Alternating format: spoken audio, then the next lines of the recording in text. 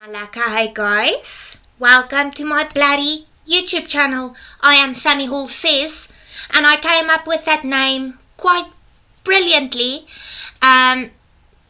because my name is Sami Hall and I says things, so it checks out, you know. Anyway, I'm known for talking a pot of cock on TikTok, Facebook and Instagram, and I thought, why not expand my cock to the YouTube as well? Today we will be starting a new segment called The News with Sami Hall, where I will be telling you some of the news stories that happened in the world during this week. So let's jump in, shall we? Tonight we start off our news bulletin with Eskom. What bloody else? Where bloody else would we start it? So apparently, a Eskom employer at Satirical power station has been arrested in connection with the theft of 10 drums of hydraulic oil from an on-site store's facility. The arrest was made after an intensive internal investigation and with the support of the Hawks. The stolen drums of hydraulic oil is valued at more than 800,000 rand. I'm sorry, but do you mean to tell me that Eskom employees may not be trustworthy? I, for one, am shocked. Eskom is one of the most trustworthy companies that I know. And now you're coming to me and saying that one of their employees is a thief. I'm sorry, I'm gonna need to see more proof before I believe this one, because I just can't wrap my head around it. Eskom is always just delivering service with a smile. I am very shocked. I need to process this information. Now guys, we move on to some international news. The British Prime Minister Liz Truss quit after just 44 days. The Prime Minister admitted that she cannot carry on after her disastrous tax plan created economic mayhem. As ousted leader Boris Johnson plans to run for re-election. I think the British people are thrilled, you know. I think they just loved Boris Johnson. They cannot wait for him to return. They stayed awake nights thinking, I miss Boris. Just think about this for a second though. If Boris wins and he is re-elected, then the British people can say that at this current stage, my king is Charles, my queen consort is Camilla, and my prime minister is Boris. I don't know why, but for some reason it just makes me feel a little bit better about what's going on in South Africa. Not much though, but thank you Britain for just giving me a little bit of hope for our country. That's not gonna last long, is it? Moving on, guys. So just a disclaimer. This article made me so angry. I am livid. Livid, I say. Okay, so the heading reads, Bubble warning for consumers in South Africa. Okay. The latest Nielsen IQ State of the Retail Nation report, bloody that's a mouthful, blacksome, shows that shoppers in South Africa are not venturing out to retailers as much as they did before, but they are still spending more and appear to be shrugging off food inflation and the rising cost of living.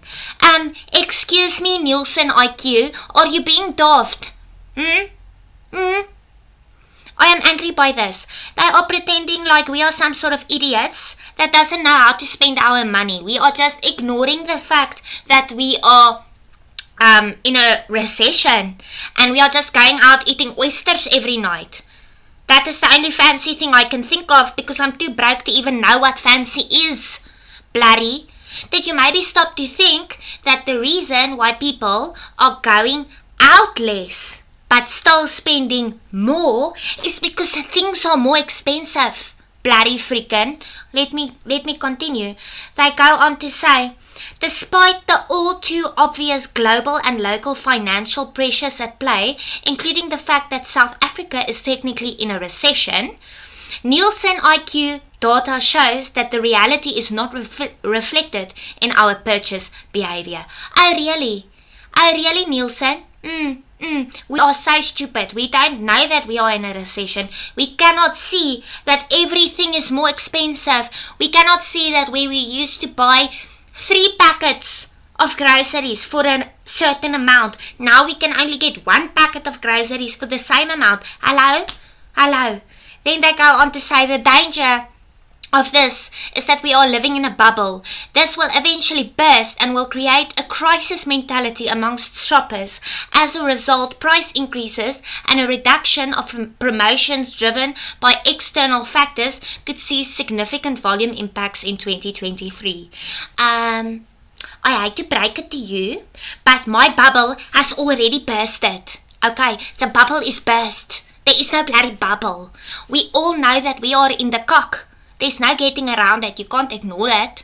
You can't ignore the fact that when you throw in petrol, your grocery money for the month is gone. Hello, bloody. Get with the program. Think, man. Anyway, that's the end of that rant, I think. Okay, so since that last article worked me up and raised my blood pressure, I thought we would go into some more international news. This is a bit of a more light-hearted news story, although it did make me cry. Freddie Mercury has released a new song. Now you might say, Sammy, how's that possible? He's not around anymore, sadly. Well, Queen released a new song with the original song that was sung by Freddie Mercury that they kind of forgot about and they found it again, and it is up on their YouTube. Queen, go check it out. It's beautiful. Hearing a new song with Freddie Mercury singing it, it made me emotional, not gonna lie. Go check it out. Gorgeous. Yo, I love Freddie Mercury. I love Queen. Great song, go check that out. Now back to the bad news. Apparently South Africans can expect another fuel increase at the end of the month. Petrol and diesel will be going up.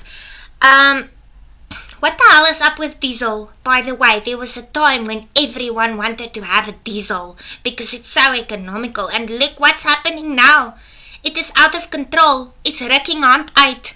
And I don't even know what to say anymore. Because how are we going to survive this crap if petrol keeps going up? Not only that, it's not only our cars, it's the fact that half of the time we don't have electricity, yet our electricity still costs the same, and then the times when we do not have electricity, we have to fill our generators with petrol or diesel, which costs extra money. I am a newsreader. I am not going to be emotional. Just a disclaimer, I'm not a professional newsreader. My stories is not meant to replace the news. Go watch the news. This is for entertainment, bloody. End of disclaimer. Well, just to add some insult to our already injured bodies, on Monday the 17th of October, the Pan South African Language Board proclaimed load shedding as the 2022 Word of the Year. They go on to say it should come as no surprise to many South Africans that load shedding has been the most used word or term in South Africa, as the dreaded rolling blackouts instituted by Eskom has largely defined our lived-in experience. Well, bloody done, Eskom. Well done. You are making the news. We are all talking about you. I hope you are happy. Even though when we talk about you, we never say anything kind. But congratulations, Eskom, on this massive achievement. Bloody. Well, I am depressed. Thank you so much for being here. That is the news for this week. I hope you learned something. And let's just go on and hope for things to go better. Hope for better days, as they say. I don't know what else to say to motivate you. I'm sorry. Okay, bye.